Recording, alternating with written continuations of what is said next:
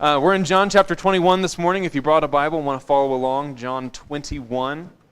We are still talking about the resurrection of Jesus. This is something we started 2 weeks ago, looking at what Mary Magdalene encountered when she was in the Garden of Eden, well, I guess it wasn't the Garden of Gethsemane. When she was in the garden, wherever Jesus was buried, and we looked at her encounter with Jesus. And that sort of got us rolling on a couple of different interactions that people had with the resurrected Christ. And we looked last week at Thomas, doubting Thomas, and we looked at how his story of doubt and experience and faith that's sort of a model for our own journey from doubt to faith. So we're going to stay in that same kind of theme this week, and the next week we're going to go into something a little bit different. But we'll be in John 21 with our third encounter with the resurrected Christ. And we begin in verse 1. It says, "Afterward, Jesus appeared again to his disciples by the Sea of Galilee. It happened this way. Simon Peter, Thomas, also known as Didymus, Nathanael from Cana in Galilee, the sons of Zebedee, and 2 other disciples were together.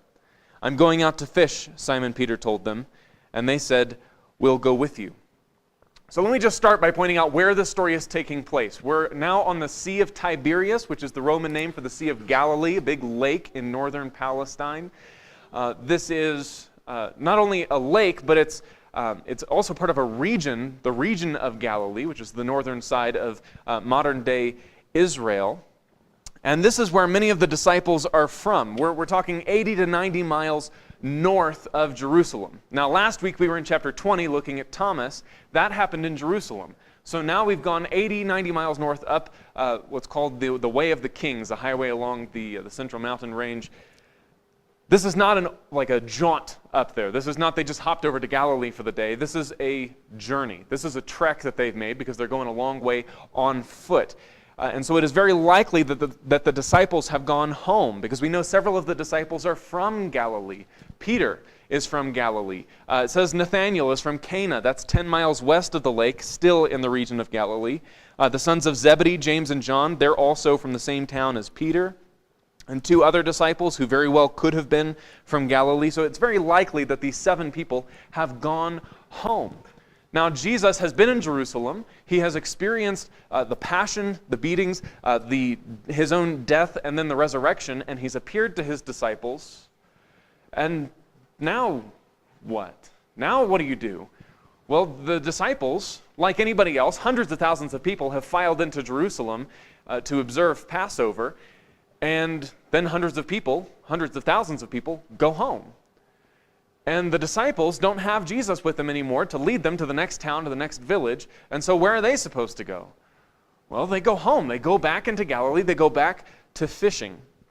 One other thing that's important to note about where this is taking place is that 15 chapters earlier, in John chapter 6, Jesus was again at the Lake of Galilee. And there he feeds a multitude of people, 5,000 men plus women and children, so 15 to 20,000 people, using 5 loaves of bread and 2 fish. So the last time he was here, Jesus fed people using fish, and he did it in a miraculous way in order so that people would believe in him. So as you're reading the Gospel of John, the Lake of Galilee is sort of a symbol, or at least it's got this connotation of Jesus and miracles and fish. So it's in this setting where the disciples have been in Jerusalem and now they've come home that Peter says, "I'm going fishing." Now, Peter's caught a lot of flack for this as sort of the instigator of the whole thing. And the other disciples have also caught flack for going along with it, because we don't know what to do with the fact that Peter wants to go home, that he wants to go fishing. I mean, what are we supposed to make out of that? Are we supposed to understand that maybe Peter has given up? That Jesus is gone, and so I don't know what I'm supposed to do now, and so I'm just going to go back to my old life when he was a fisherman before Jesus called him? Am I just supposed to go back and forget that everything happened? Is that what Peter is doing? Or is Peter just hungry? And so he's going back because, man, resurrection or not, the man's got to eat, and he knows how to fish, so he's going to go fishing.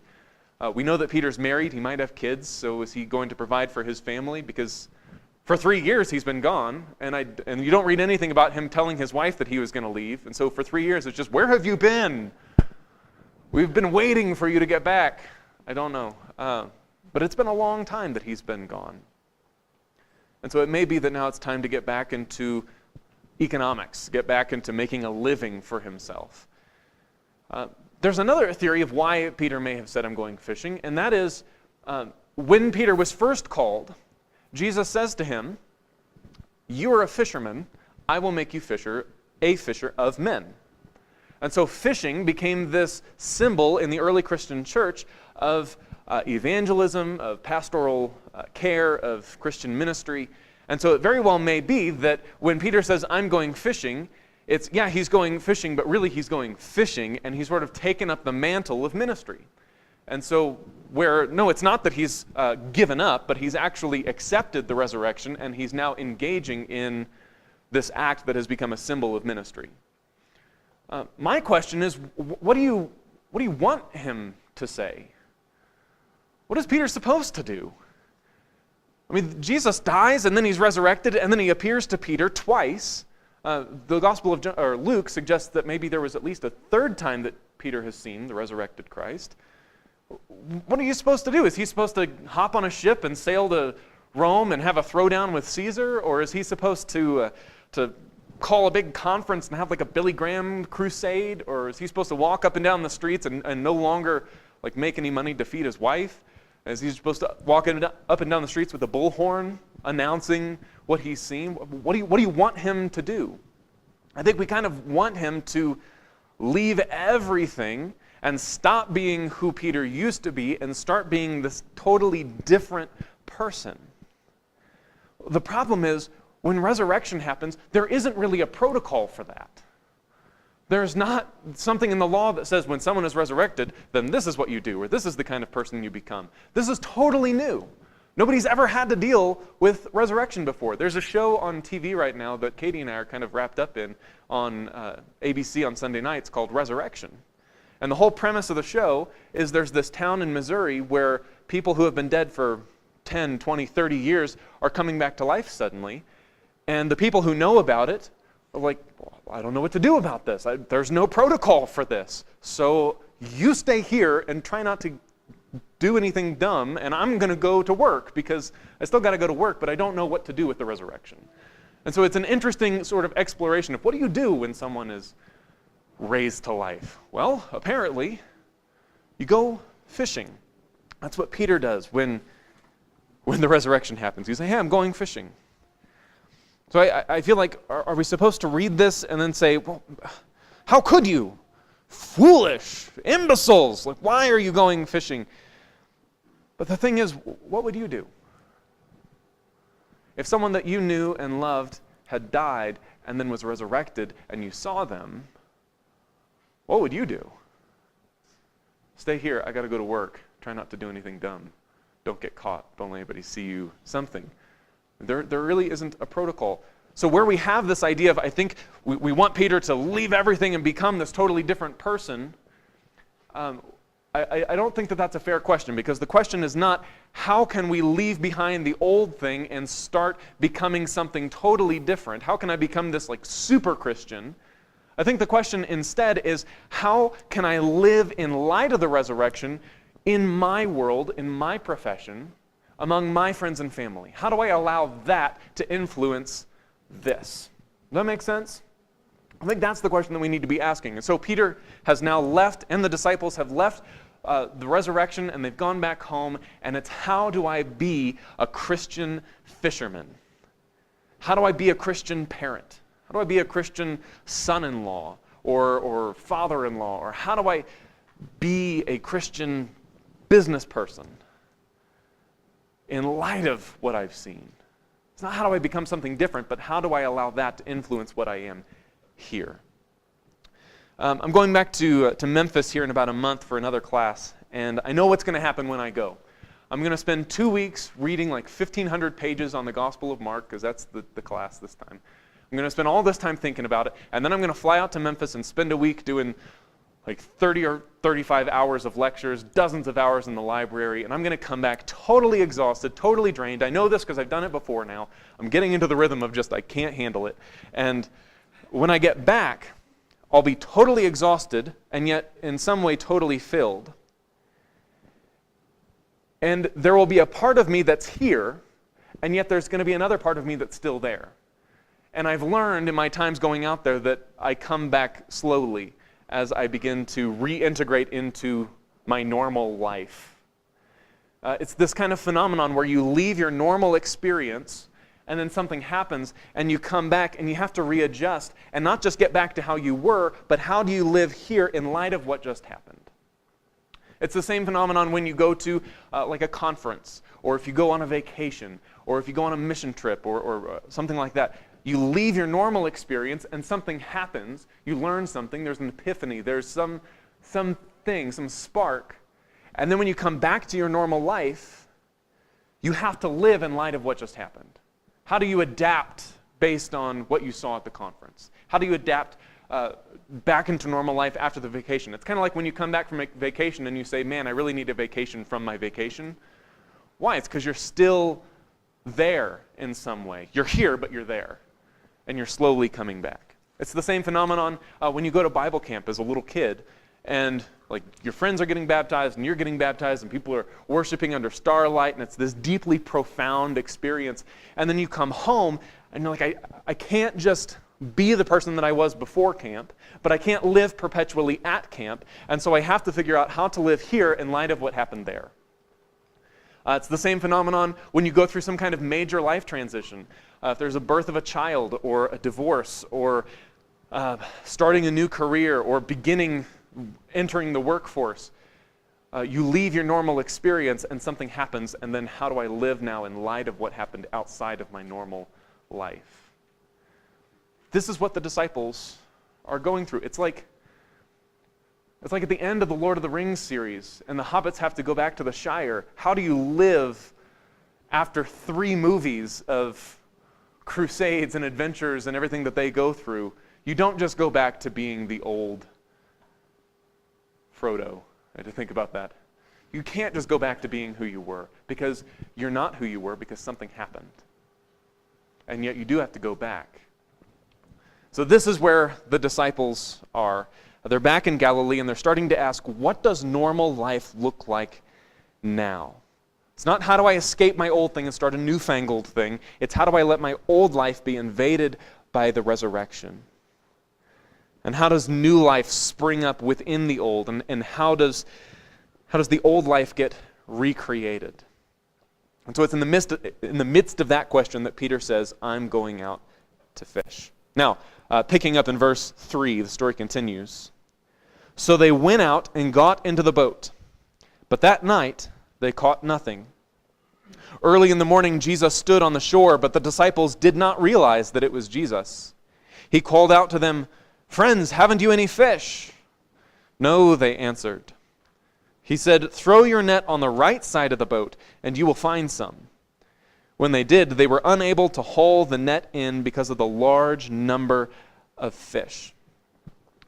When you're fishing, what's one thing that you really don't want?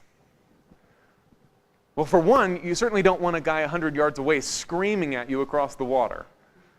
When you're fishing, you want things to be quiet, right? So the best time to go fishing, if you're a professional fisherman, would be at night, because the sun isn't casting a shadow of your boat into the water. Everything's still. There's no ambient noises from the towns around the lake. Everything is very quiet, and the fish feel very secure, and it's much easier to catch them. Now, when dawn breaks, when morning comes, you've pretty well caught what you're going to catch for the day, because the towns are coming alive, and noise is starting to happen, and you got people on the shore screaming, "Don't you have any fish?" And so by the time dawn comes, you've pretty well caught what you're going to catch. Well, here it is, early in the morning, and they haven't caught anything. Maybe they're a little rusty, maybe God has something to teach them, maybe both. But Jesus, standing on the shore, we know it's Jesus, they don't know it's Jesus, a little bit of dramatic irony there, which, by the way, they have now seen him at least twice, a minimum of 2 times, and they still don't recognize him. Like, they see him, but they don't know that he's there. And so they don't see it, we see it. And he calls out to them, haven't you any fish? Which really is like, you don't have any fish, do you? No, I didn't think so. Okay, he's expecting a negative answer from them. He is anticipating that their first time back was not a good trip. And they yell back to him, no, we didn't catch anything, you jerk. Who's that guy think he is? Thanks a lot. No, we didn't catch anything, just okay, we didn't. We're a little rusty. And so Jesus says, well, throw your nets on the starboard side of the boat. Is that right? Starboard's the right side of the boat? Okay, so throw it over starboard, and you'll catch some fish. And so they do this. Now, whether they do this just because they want to get the screaming weirdo off their back and just to sort of to quell him, or if they do it because maybe they think, maybe we'll get some fish on the right side. I don't know. But they lower their nets, and before long, they have so many fish that they don't know what to do. It's amazing that the nets that they've lowered down are not busting at the seams. I mean, this is every fisherman's dream, to have a catch like this. And so they start pulling it onto the boat. Now, verse 7. Then the disciple whom Jesus loved said to Peter, "It is the Lord." As soon as Simon Peter heard him say, "It is the Lord," he wrapped his outer garment around him, for he had taken it off, and jumped into the water. The other disciples followed in the boat, towing the net full of fish, for they were not far from shore, about 100 yards. So here you have this disciple whom Jesus loved, the beloved disciple, and he looks at the fish and he says, "It's the Lord. It's Jesus. It's him. He's here." Now, here's what I find absolutely stunning about this story. There's nothing really supernatural going on. If you were going to try to tell this story to somebody else, and you tried to boil it down into like a sentence, what would this story be? Some professional fishermen went fishing and they caught some fish. It's not all that supernatural. And yet we get this sense that something supernatural is going on, right? When you read it, there's this sense that something extraordinary is happening, and yet the story itself is not all that extraordinary.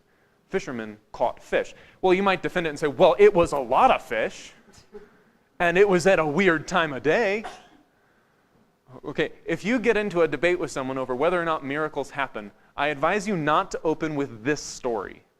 Because even if this is a miracle, if you would classify this as a miracle, this is the bottom of the totem pole of miracles. Because nobody's walking on water, water's not getting turned into wine, nobody's getting raised from the dead, iron axe heads aren't floating, fishermen catch fish, but it was a lot of them. Okay? It's an ordinary, natural event, and it's certainly special and extraordinary, and yet at the same time it is natural and kind of everyday to some extent. And so here this disciple looks at these fish and something clicks for him. Has he just witnessed a miracle? I don't know. Perhaps in some way, in some small way, it's a miracle. But whatever you make of that, he looks at the fish and he realizes that something extraordinary is happening right there in the midst of the ordinary everyday. Is there another way to explain what happened? Yeah, there's another way. Perhaps Jesus standing on the shore saying, "Don't you have any fish?" scared all the fish away from him toward their boat. It's possible. Is it possible that Jesus is standing at a certain point where he can see into the water the way the sun is refracting it? Yeah, it's possible. Is there a way to explain this without miracle? There's always a way to explain it without miracle. So it's not that the disciple looks at it and says, "This can be no other than the finger of God." It's that he looks at these fish and he says, "Something fishy is going on here." I've been sitting on that one for a while. Okay. He says, "There's something going on." It's normal, but it's not normal. It's every day, but it's extraordinary. It's Jesus.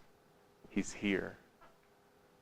Now, Peter, when he hears that Jesus is there, says, "Oh snap, it's Jesus," and he gets his stuff and he dives into the water. And I imagine as he's making this swim toward the water, the rest of the disciples are in the boat trying to haul in all these fish, going, "Peter, we could sure use your help, Captain. way to abandon ship. And everybody's trying to keep the boat from sinking as Peter is sort of selfishly swimming toward Jesus. But you know what's really happened? But that's when I always think. When I read this story, I'm like, Peter, seriously, calm down. It's going to be okay. This is not going to take all that long. But really what's happened is Peter sees Jesus, and he says, the time is now. I'm not going to let Jesus get away. And so what does he do? How does he get to Jesus?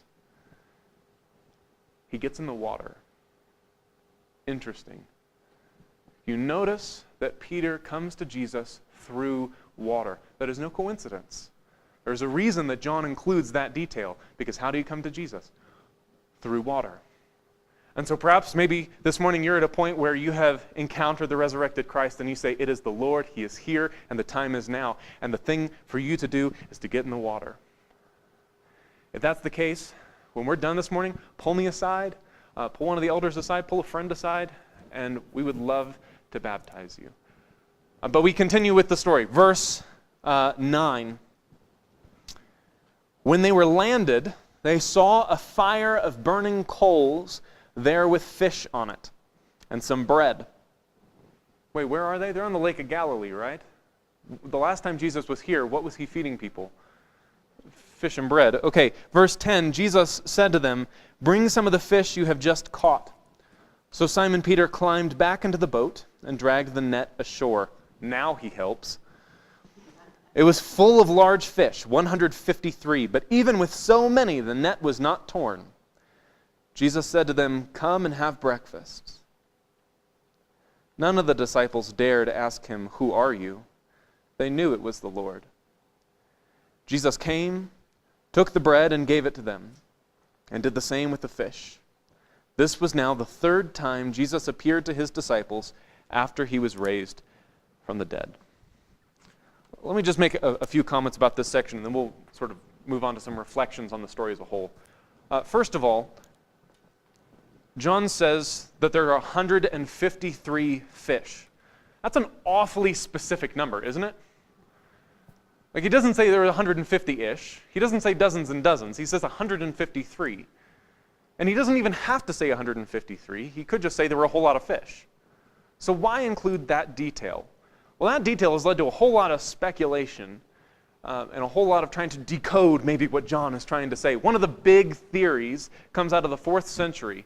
There was a guy named Jerome, took this story and something out of Ezekiel 47, and he took a passage from a Greek poet and pulled it all together and said, at the time Jesus was living, people thought there were 153 species of fish in the world, and so to catch 153, it represents the total number of species, or total number of people. It's a symbol of the whole world and the Christian mission to go into all the earth.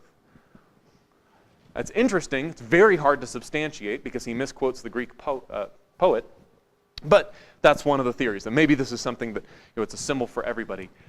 Let's see, what's another theory? Oh, another theory. 153 is what's called a triangular number, which I'm not a math person, so I don't understand that. But apparently it's a very elegant number that involves lots of multiplication and diagrams. Okay, don't ask me what it means. But that's one of the theories. And even, okay, so it is a triangular number, but who cares? It doesn't really apply.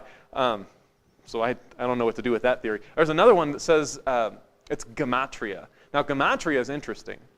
Gematria is a Jewish practice. It's very common in certain Jewish groups today, where essentially if A equals 1 and B equals 2 and C equals 3 and so on, then you can take any word and get the value of each of the letters and add them together and get a total value, right? And so every word has its own value. Well, what if you were to have a value like, say, 153? Well, you could then work backwards and figure out what words add up to 153. And people come up with all kinds of interesting stuff, all kinds of phrases and words that would fit in there. You can do it with Greek, you can do it with Hebrew. But again, that seems a little far-fetched. It doesn't seem like John's style to really kind of encrypt something like that in this, in his story. So I'll tell you what I think the number 153 is about. Jim Richards, if I am not mistaken, at this very moment, has a picture of a very large fish in his Bible. He doesn't have it today. He will bring it next week if you want to see it. But for weeks, for months even, Jim Richards carried around a picture of a fish that was 44 pounds, 44 inches. 44 inches, 43 pounds. Giant fish. Caught it at Twin Lakes, is that right? Okay, why did he carry that picture around?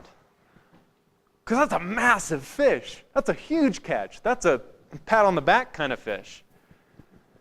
That's why 153, because that's a really big number. If you're used to catching 10, 20, as many as 50 fish in a sweep, and then one day you catch 153, do you think you would ever forget that number? No way. Do you think Michael Phelps says, yeah, I'm pretty sure I broke the world record for the 100-meter breaststroke. It was like 15-ish seconds, somewhere in there. Do you think he forgets? No. Do you think Peyton Manning says, yeah, I threw 50-odd touchdowns last year. I wasn't keeping track. No, he knows exactly how many it was. I don't, but he does. When you catch 150, when Jim goes hunting and he pulls down a giant deer, he doesn't say, yeah, I didn't count the points. I don't know, but it was a lot of points on those antlers. No, he'll tell you exactly how many points there were, especially if it's an 8, 9 point, right? Those are giant animals. Why 153? Because you would never forget that number. It gives you some idea of the magnitude of this catch. It's not 153 goldfish. It's 153 what Jim Richards called, like giant fish. It says large fish. The word in Greek is mega, okay? They're mega fish, 153 mega fish. All right.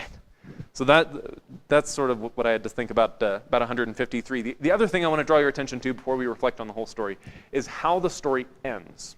Because the story ends in a very kind of odd way. It doesn't end with Jesus teaching. There's not some sentence that he gives us that wraps the story up in a nice little bow.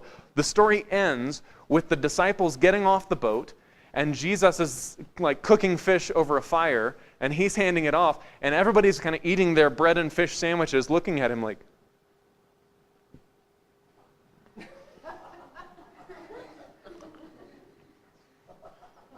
and Jesus is just kind of looking around the crowd going, morning, guys. And then it's over. And John says, this is the third time he appeared. It's kind of a weird story. It doesn't end real well. It just kind of drifts. And the next time, when we pick the action up in verse 15, we fast forward to after breakfast. If you were making a movie, you're skipping 15, 20 minutes of real time, okay? It's a new scene. This story is its own story with its own point, and it ends with them just kind of doing that. It's a very weird way to end the story. Or is it? Nobody's talking to Jesus. Nobody's asking, who are you? Is that because it's kind of awkward and quiet? Or is it because nobody needs to ask him anything anymore?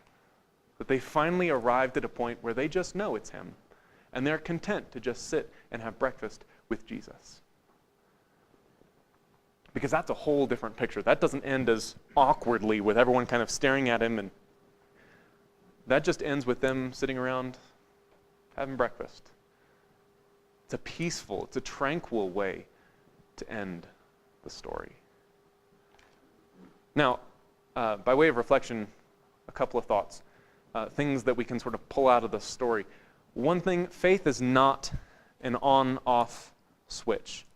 It's not something where you move from doubt to faith in like a single moment. The disciples have seen Jesus at least twice now. This is now the third time that he appears to them. And they just know who he is. And how do they recognize him? How does the beloved disciple recognize him? He looks at this catch of fish. Is the catch of fish extraordinary? Well, it is, but at the same time, it's ordinary. It's natural, but it's supernatural. The disciple is beginning to get this awareness that in the midst of something as ordinary as fishermen catching fish, Jesus is in some way present. Now, what did it take for someone to have faith at the beginning of the story, the first time Jesus begins to get people to faith? The first thing he does is he turns water into wine. People see that, they believe. It takes something very supernatural. And then he sees that there's people are getting healed, a guy's getting raised from the dead, Jesus is walking on water. All these signs are there so that people will believe in him. And now you've got this sign where fishermen are catching fish, and it's out of that people believe. So what they need to believe is getting less and less. The experience that they need is less and less. One of the things we said last week is that in the Gospel of John, all faith is built on experience. If you have faith, it's because you have an experience of the resurrected Christ. And what's happening in this story is that experience is getting a little more comfortable. They're getting a little more in tune to Jesus. And so it's not that they move from doubt to experience faith. It's that they have doubt and then experience and some faith, and then doubt, some faith, and then another experience, and then some more faith, and then another experience, and then some more faith. Well, then how much faith do you need? It's an interesting question. I think some of us wish that faith was an on-off switch, because then it would be really neat and tidy and well organized. Because then the day of judgment would not be a day of judgment. It would be a day of sorting. It would be a day of God saying, is your switch on or off? Where, okay, well then you go in this pile and you go in this pile. But it's not a day of sorting, it's a day of judgment. It's a day of discernment, a day of discretion. It's more like sorting pants. When you say, okay, these are clean and these are dirty and these, okay, I can get one more day out of those. Discretion. The day of, I can't believe I just said that. It's a day of discretion. It's a day of examining. Experience faith. Experience faith. How much faith do you need? It's up to the judgment of God. And we wish it was an on-off switch, because then God doesn't have to show discretion. I get to show discretion. But that's not how it is. Some of us wish that it was clean, and yet faith is more like a journey. Your life is a journey. Your life is filled with experiences and heartbreak and epiphanies and dry spells and celebrations. Your life is not stagnant, but it is moving. But I don't have to tell you that. You already know that your life is moving. Your life is filled with experiences. The question is not, are you ever going to have an experience? The question is, are you going to allow that experience to open you up to something new? Will you allow this experience to be that something that is outside, and will you allow it to change you? Will you allow this experience in this moment, this conversation with that employee, to change your day-to-day perception of the world? Will you allow that to spark faith in you?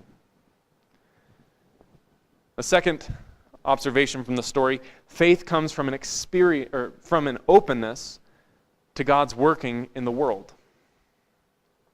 The disciples are back home in Galilee. The action all happened in Jerusalem, 80 miles away. And when they came home, they left the resurrection in Jerusalem, because that's where Jesus is. That's where Jesus is appearing. And I think we can kind of do the same thing. We have our day-to-day life, and outside of our day-to-day life, there's this experience. And then when we come home, there's a tendency to leave what happened there. That we want to leave what happened there. Or we begin to think that God is there, and He's waiting to speak to me there, and God is not here wanting to say something to me here and now. We have experiences that always happen somewhere else. Things like mission trips, going up to the children's home, like I said, retreats, church camp.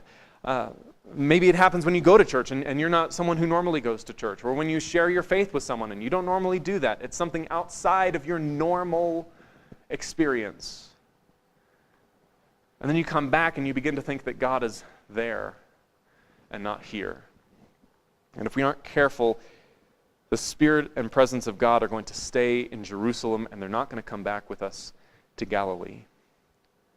You head back into the office, back into your routine, back to family, back to everyday life. And when you do, it's easy to think that God is somewhere else. And yet one of the principles that I see in this story is that God is at work in the routine.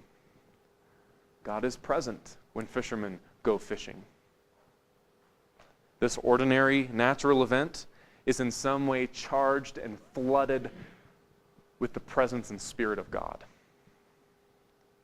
And so perhaps what we need to do is get away from the idea that God is waiting for me there and come to a place where we are open to God as working here, in this conversation, in this encounter.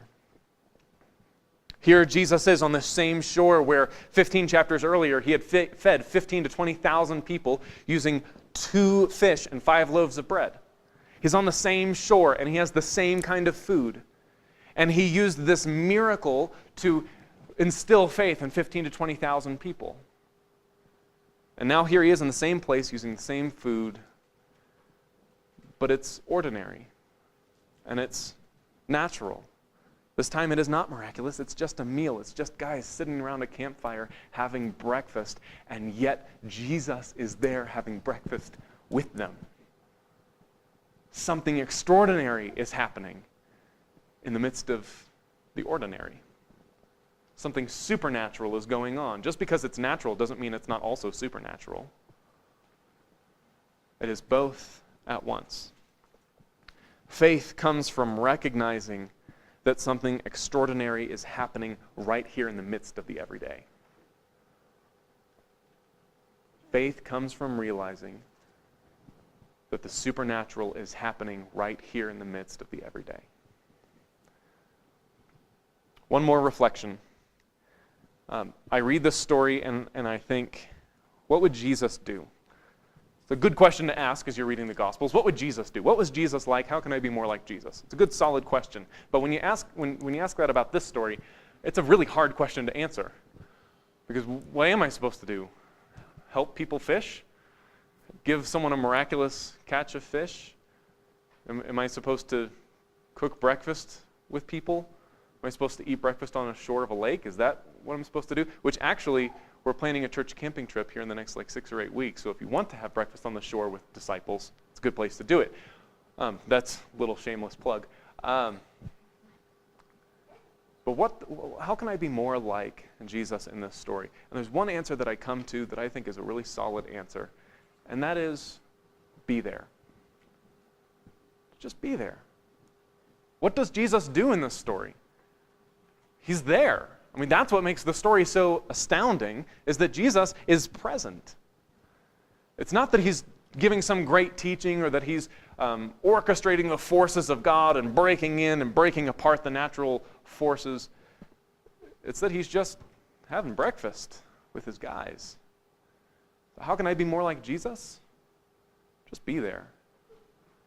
Because when disciples are together, something supernatural is going on in the midst of the natural.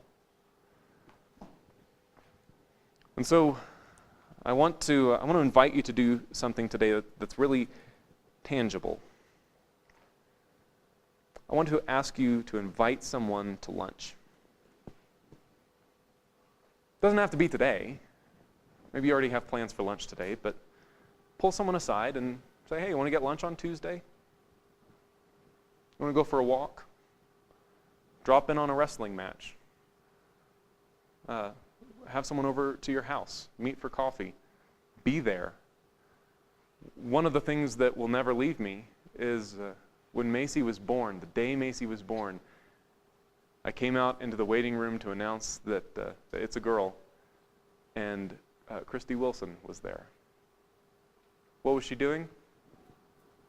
She was just there. Something supernatural was happening in the midst of the natural. What can you do? Just be there. Be together. That is one of the great points of this story. So in the coming months, there are going to be lots of opportunities to do that. We're planning another trip up to the children's home. Like I said, we have the camping trip. We have the Father's Day picnic coming up in June. Fibark is coming up. Man, go with another family to Fibark. That's what I see in this story. Just be there for each other. So I hope these last few weeks have been relevant and helpful as we look through these encounters with the resurrected Christ. Next week, we're going to look into a study of 1 John that's going to take us about a month. We're just going to kind of trace some themes in 1 John. So if you're new, I'd encourage you to come back for that. And if you're not new, I still encourage you to come back for that. But I hope that also will be a time for us to encounter the resurrected Christ. So let me close us in prayer. Lord, you are a good and merciful and powerful God, and you are present at all times. And Father, many times we close our eyes to that and we don't recognize that you are there. And we forget and we get caught up in our fishing. And we don't see that it is the Lord, that you are there.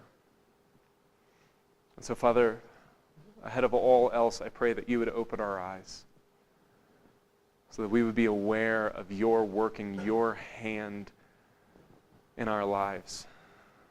As we head back into the office or back to the clinic or the hospital or the lumberyard or the Capitol or wherever we go this week, I pray that as we head back in, you would give us a sense of your presence. And Father, we pray for your blessing. We pray that you would fill us with your power and that you fill us with your Spirit. Lord, we love you. We pray these things in the name of Jesus. Amen. Love you guys.